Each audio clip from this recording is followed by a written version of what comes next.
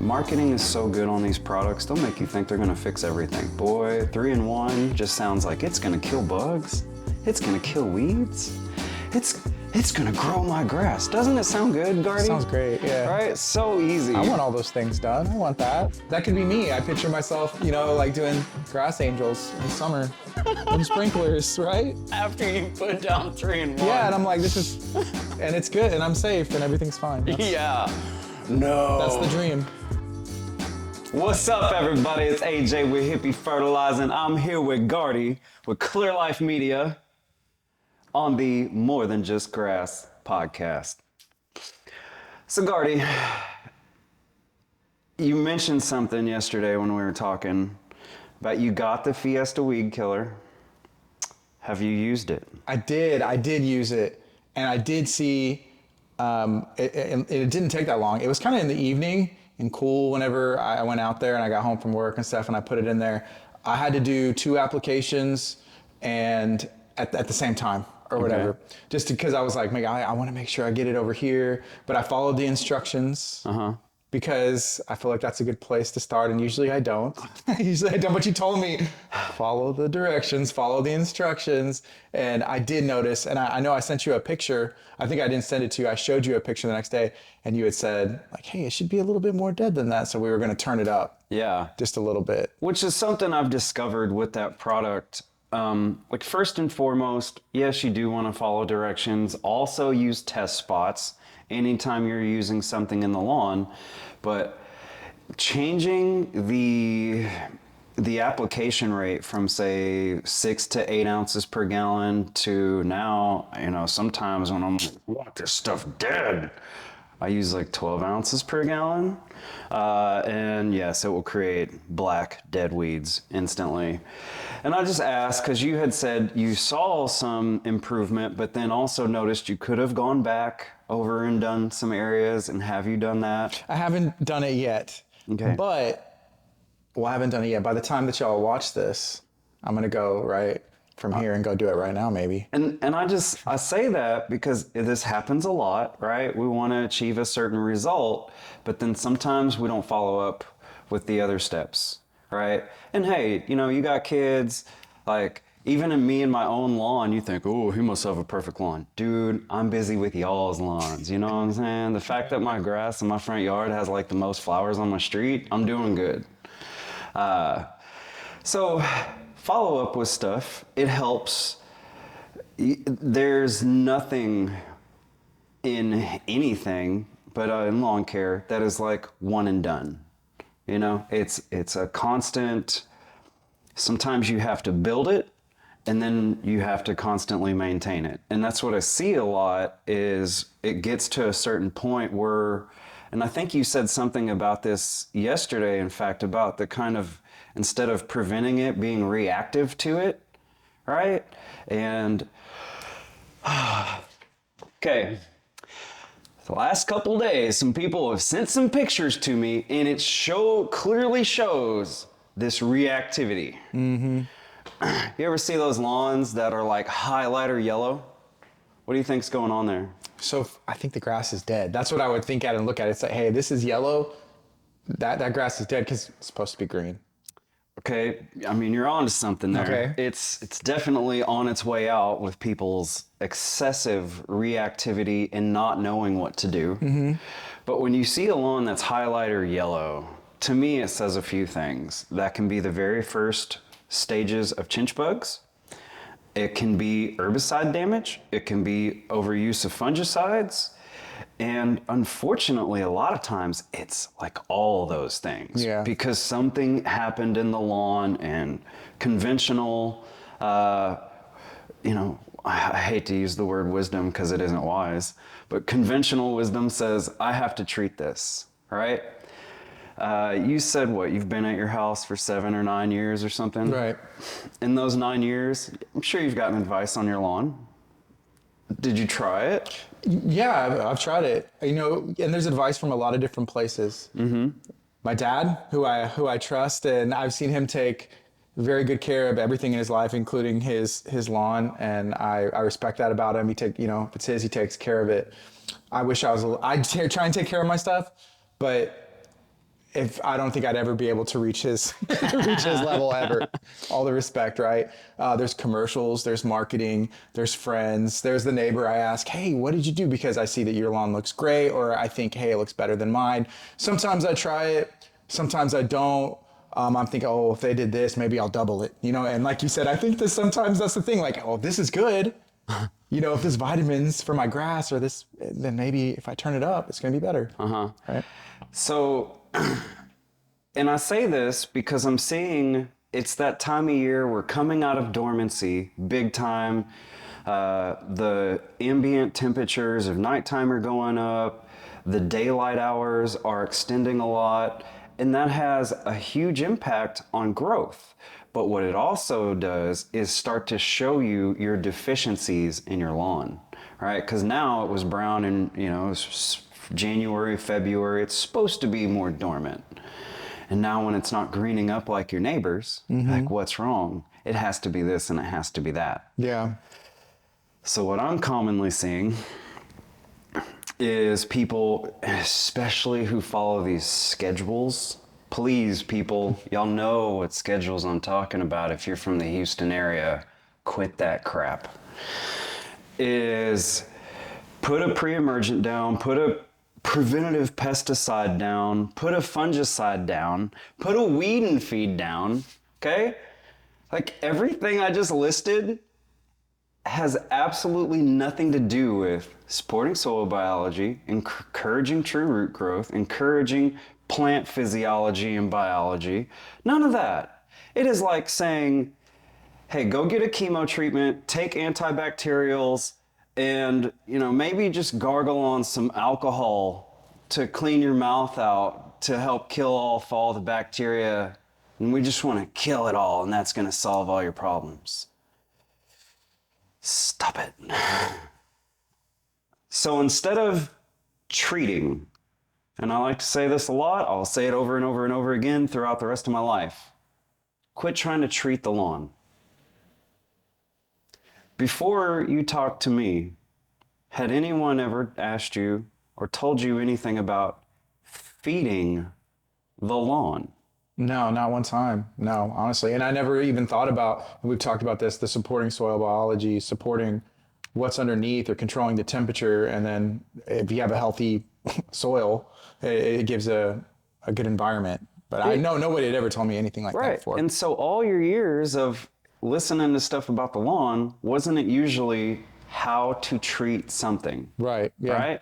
And it was also based off of that reactivity, not feeding the lawn. Look, people, there's stuff like molasses, seaweed, humates, slow release fertilizers that will feed your lawn. Compost, flower bed mixes. I love flower bed mixes in our area because they tend to work better than a superfine compost. We'll talk about that one later. But I see it, and then I see all these comments from people of like, oh, well, it has to be take all root rot, or it has to be this, or it has to be that. Number one, unless you can positively identify the problem, don't throw the book at it. Unless it's like the natural book, right? I do throw the book at it, but it's a different book, you know, full of things that are going to feed it. And there's always telltale signs. You ever look at your own lawn or see someone else's and you notice this grass that looks like it's looping above the lawn? It's not taking root. Okay? Yeah. There's a thing, if you want to search it, called clubbing of roots. And what'll happen is after you put down that weed and feed, which is technically an herbicide with a little bit of fertilizer carrier, or you put down something like a prodiamine, which is a pre-emergent, but it's still an herbicide. Somehow people think that they're different. Pre-emergent just works one way. Your other post-emergents work a slightly different way, but they're still both an herbicide. And when you have those, especially if you have a bare patch, right, you're going to put something that is meant to kill plants down on the ground, and you're wanting it to fill in. What happens is the St. Augustine, because that's what we predominantly have around here, will try to grow out. It does things through its own biology, sends out hormones to try and drop a root, and that root gets that herbicide, which messes up the hormones in the plant because it's a synthetic hormone itself meant to disrupt hormones in the plant. Okay? And it won't drop that root. It will burn and die off. And the thing that sucks is most of these lawn care problems look like other lawn care problems. So you could have all this herbicide damage and it looks like take all root rot. You can have a bunch of chinch bug damage and it looks like herbicide damage and vice versa. And when I'm out here and I'm fixing lawns, people are like, what do you do? Dude, I sprayed it with molasses.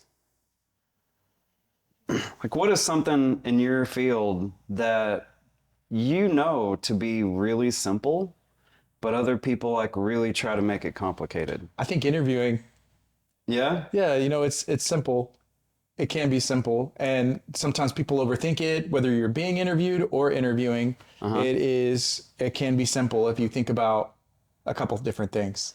Well, and correct me if I'm wrong, it's just like having a conversation. It is, right? yeah. We're talking, you talk to people on the phone. All the time. You snap selfies sometimes. Like, seriously, you can't snap a little selfie and talk on the phone? It's basically what we're doing. Right? And so, like that. I come out there, like a gentleman I talked to yesterday. I love this. This guy calls me. I had his number saved in my phone. I don't remember him really because he is like, I did some work for him a couple years ago. Here's what he said. He says, well, I had all these other guys come. You did some stuff to my lawn years ago. I wasn't too impressed. I'm like, okay, it happens. I'm sorry. He said, I had all these other guys who said they were better than you come out, and I looked people up again to fix my lawn, and none of those guys are around, and you still are. So, come back over and see what you can do. And to be honest, he had signs of take all root rot, but also he had that highlighter yellow grass. So me knowing I want to positively identify the problem, I look in the grass, because even right now it's the end of April. It's early in the season, people, but we're still getting chinch bugs already. And so I find him, I show him, hey man, you have chinch bugs. What was the last thing you put down? Oh, well, I put down a weed and feed. And he says months ago, but I don't think it was months ago. And I can always tell usually because a lot of these weed and feed products have these, they're pearls. Of course, the name eludes me right now, but basically these little pellets that don't break down, that the stuff comes out of like a membrane every time it gets watered. So he's got the weed and feed. He tried all these other treatments. He has these dead patches, and I'm like, hey, okay, here's what we're gonna do. I asked him if he had a hose end sprayer. He did, from like 1980s. No joke, man. This little hose and sprayer was old. Just some Dawn dish soap. We busted out some Dawn dish soap, sprayed the area very heavily, got it all soapy. You could see the bugs coming out of the grass. Then I have some molasses and humic acid in my lawn. I said, all right, we're gonna mix this up and spray grass with essentially some hippie juice. We did that, and I told the guy, go over here to a soil place that's local, buy this bags of lawn mix. Later today, I'm gonna go back over there and go spread it for him. He's in my neighborhood. It's a very small deal, and I figured, hey, if you're gonna do all this legwork for me, you're willing to call me back after years of being disappointed. So I'm gonna show you why the hippie is still around, right? It's encouraging and exciting, but to see all these issues, it's like I just want to tell everybody, quit being reactive. Learn how to positively identify something, and don't take advice from, basically most people out there. Does your source have even a track record of fixing a problem?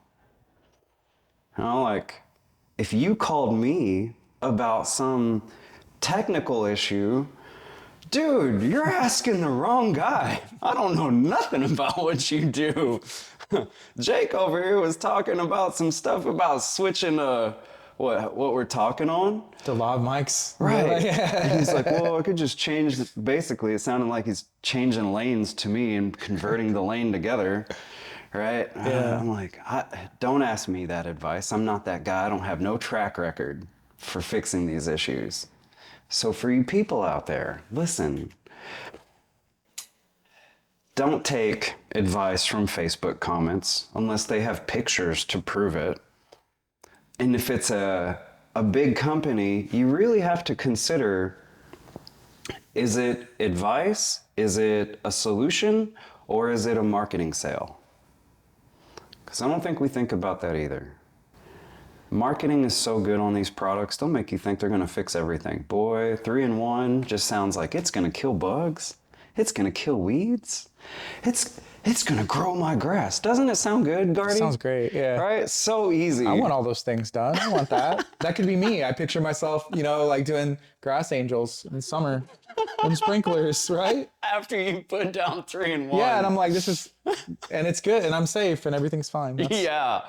No. That's the dream. Wrong answer. Wrong answer.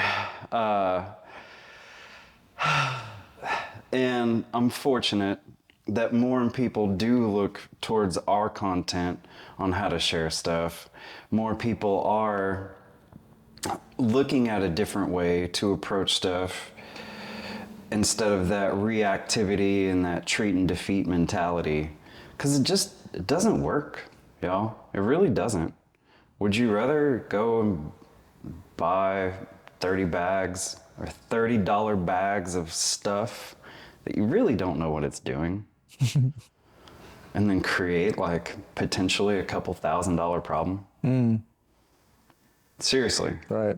I mean, you've been to, the big box stores. You've probably bought some bags of fertilizer. Seemed like a great solution.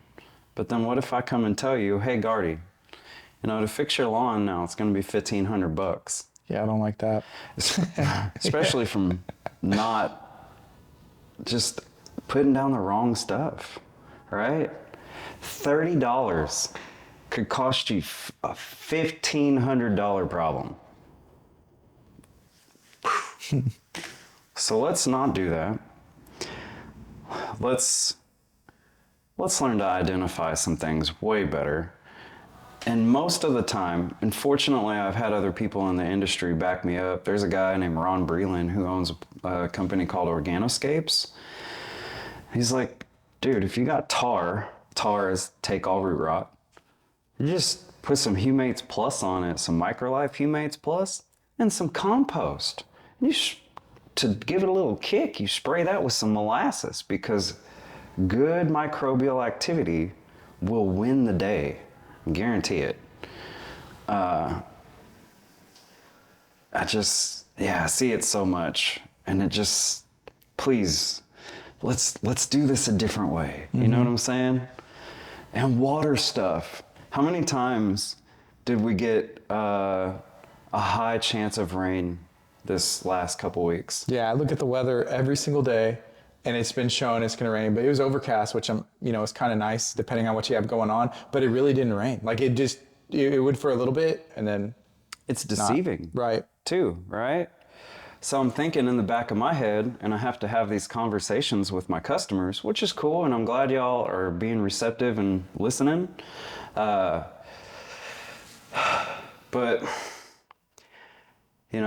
I'm thinking how many hundreds, if not thousands, because we're in Houston, Lake City, Dickinson area, whatever, thousands of people went and bought some not even good stuff already, put it down, and said, oh, it's going to rain. Now, I guarantee you, half of those people forgot. And now it didn't really get watered at all. Luckily, what? I was going to say, what is that? What happens if you lay that down and it doesn't get watered in and it just sits there? A lot of times it will encourage more die-off of your soil biology. It will encourage your lawn burning. So basically, all the problems you're trying to fix, you're exacerbating it big time. It says on all these packages of almost every fertilizer, especially, I guarantee you with my life, that on every package of weed and feed and 3-in-1 and all those things that I say run about, it says do not put down before rain, and it says water after application. And some of them will go further to say how much to water after application. It's critical. I'm not a fan of it all, but at least if you're gonna do it, don't burn yourself further by waiting on the rain. Because how many times was it supposed to rain? Right. Yeah, it was like for a week, pretty much. Yeah, every day it looked like it was. Even my buddy last Friday was like, "Hey man, can you come and fertilize my grass tonight? It's supposed to rain tomorrow." I was like, "For you, I will." Luckily, it lives in my neighborhood, so it wasn't that big a deal. Yeah. And then same thing. He's like, "Man, it was supposed to rain. It looked like it was. Didn't do shit." I said, "Mike, I know." I mean, I did it because I know my fertilizer's like safe to do that with. I could drop it friggin' 110 degrees and you don't have to water it and it won't hurt anything. But it won't really start to work either, you know? So that's a challenge. Oh, one thing I'm seeing though is people, now that I understand it and I can educate my customers better, we're dialing in that irrigation. And man, it's like, I hate to say this out loud, but it's once you dial in your irrigation, you solve most of your problems. It's like the fertilizer matters, but mowing and watering are such a big part of the battle. I get so many people who call and like, "Hey, I need you to fix my lawn." My first question is always, I probably asked you this. Do you have irrigation? You did, yeah, and I do. Yeah. Right? Right. Right. Well, why does that matter? Because if you can't water the lawn, I don't want to service you. You turned mine back on. Yeah. You're like, I turned it on. I said, oh, yeah, it was off. Because it froze a couple months ago, and I just didn't go turn it back on yet. Right? Hey, well, you did the smart thing, though, and shut it down and covered it up. So Yeah. really, kudos to you on that. And it wasn't that hot yet, but luckily we addressed it before. So now as we get into summer, you're going to be a little more aware of it versus if I never came over and did any of that, you probably wouldn't have thought about it. Maybe. I might have, but you're probably right. Okay, you might have. I'd have thought about it. Maybe I wouldn't have turned it on, but I would have thought about it, okay? Now we're getting to the truth, right? But since we talk about it, I know it's going to be a little bit more something that you're going to think about and be aware of. So, please ask me once it gets warmer, AJ, what do I do now? Because, man, I want this to be a success for you and not cost you more money, right? What's better, a water bill or a sod installation bill? Yeah, the water bill. Yeah. It's better every time. Yeah, oh, my water bill is a few $100. Well, you know how much sod installation would be? A few thousand. Thousand. And then you have to water it like You crazy. gotta water it after water it, make sure it takes. Yeah. So you're losing and losing if you don't maintain. So yeah, if you are going to use any of those products, I don't recommend it ever, really. But if you are, don't wait for the rain. Don't put it down before the rain. None of that. Water the stuff. Fortunately, had the same conversation with another gentleman. Because people do, they pay me good money for my services, and I'm thankful for that. So I'm like, if you're going to pay me for my services, please follow through so that it works for both of us. And one guy did. We got back into lawn leveling, right? Kind of based off of our last conversation about all that sand. Put a lot of sand down. Put down my Hippie Blend 824. In 9 days, his lawn showed, it filled in over 50%. Wow. It looked like a beach when I got done, right? And I said, hey, I want you to water like this. He said, AJ, well, I didn't really listen to you. I said, Mike, what do you mean? So you said water every other day. I just watered every day. Like, that's okay. In this situation, that is a win. All right. If we do lawn leveling, top dressing, lawn restoration type services, or if anyone is doing that sort of stuff for you, I highly recommend treat it like a sod installation and water it extra, because you're going to need it to settle in the sand, to get new growth, to encourage everything that you want to happen. Initially, it takes a lot of water. But once we get it dialed in, like something I'm going to want to like work with you on is getting the duration right. So do you know what your settings are right now? I know they are different, and we had talked about the different types of heads and how it's a different amount of water, which makes sense, but it's not something that I automatically thought about. That the ones that the rotating, what do you call it? Is it a Rotator heads? Rotator heads.